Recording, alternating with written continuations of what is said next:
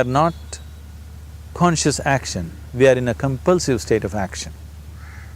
So organizing our minds fundamentally means moving from a compulsive state of activity to a conscious state of activity. You might have heard of people for whom they asked for something and beyond all expectations it came true for them. Generally this happens to people who are in faith. Now, let's say you want to build a house. If you start thinking, oh, I want to build a house, to build a house I need 50 lakhs, but I have only 50 rupees in my pocket, not possible, not possible, not possible. The moment you say not possible, you are also saying, I don't want it. So on one level, you're creating a desire that you want something, on another level, you're saying, I don't want it. So in this conflict, it may not happen. Someone who has some faith in a god or in a temple or whatever, who is simple-minded. Faith works only for those people who are simple-minded. Thinking people, people who are too much thinking, for them it never works. A childlike person who has a simple faith in his god or his temple or whatever, he goes to the temple and says, Shiva, I want a house. I don't know how, you must make it for me. Now in his mind there are no negative thoughts. Will it happen? Will it not happen? Is it possible? Is it not possible? These things are completely removed by this simple act of faith. Now he believes Shiva will do it for him and it will happen. So is Shiva going to come and build your house? No, I want you to understand, God will not lift his little finger for you.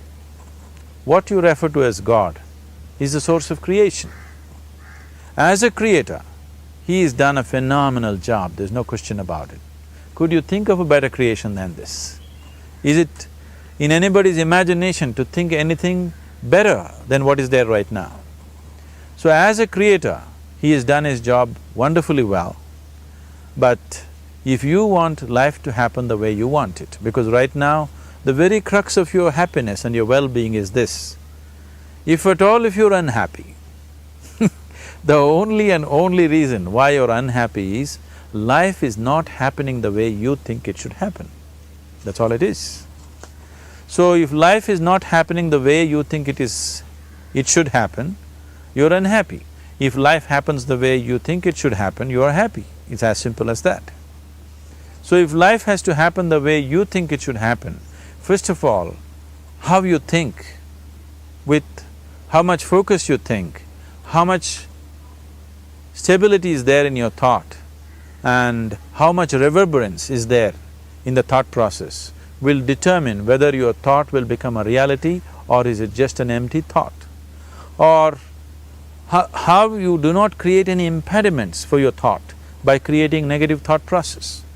This possible is something possible or not possible, is destroying humanity. What is possible and not possible is not your business, it's nature's business. Your business is just to strive for what you want. Right now you're sitting here, if I ask you two simple questions, I want you to just look at this and answer this. Right now from where you're sitting, can you just fly off? You say no. Right now from where you're sitting, can you get up and walk? You'll say yes. What is the basis of this? Why you say no to flying and yes to walking? Because past experience of life, many times you've gotten up and walked, never did you fly off. Or in other words, you're using the past experience of life as a basis for deciding whether something is possible or not possible. Or in other words, you have decided that what has not happened till now cannot happen in your life in future. This is a disgrace to humanity and the human spirit. What has not happened till now on this planet can happen tomorrow. Human beings are capable of making it happen tomorrow. So what is possible and what is not possible is not your business. That is nature's business. Nature will decide that. You just see what is it that you really want and strive for that. And if your thought is created in a powerful way, without any negativity, without any negative thoughts bringing down the intensity of the thought process, the first and foremost thing is You must be clear what is it that you really want. If you do not know what you want, the question of creating it doesn't arise. If you look at what you really want, what every human being wants is, he wants to live joyfully, he wants to live peacefully. In terms of its relationships, he wants it to be loving and affectionate. Or in other words, all that any human being is seeking for is pleasantness within himself, pleasantness around him. This pleasantness, if it happens in our body, we call this health and pleasure. If it happens in our mind, we call this peace and joy. If it happens in our emotion, we call this love and compassion. If it happens in our energy, we call this blissfulness and ecstasy. This is all that a human being is looking for.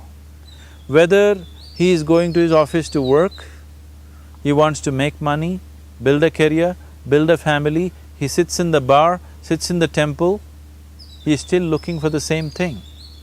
Pleasantness within, pleasantness around.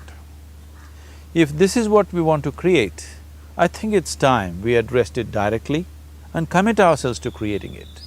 So you want to create yourself as a peaceful human being, joyful human being, loving human being, a pleasant human being on all levels.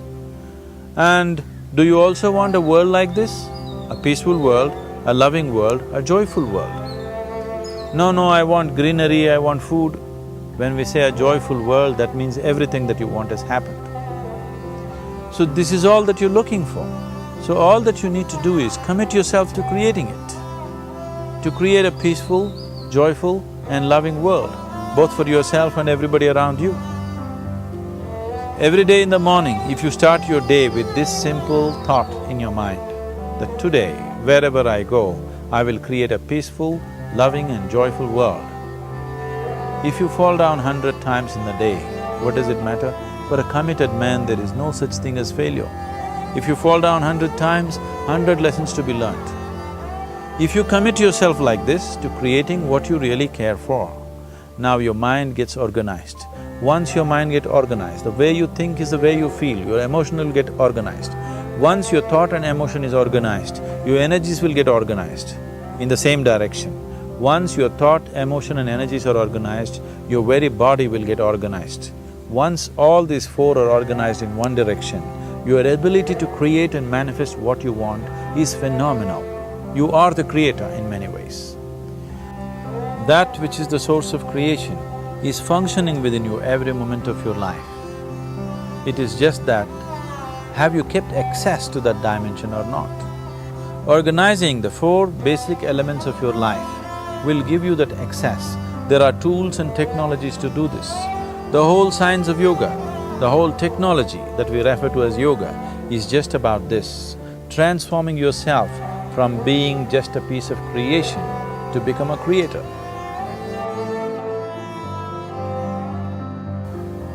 It is my wish and my blessing that every human being in this world should have this access to the source of creation within himself so that he can function here as a creator, not just as a piece of creation.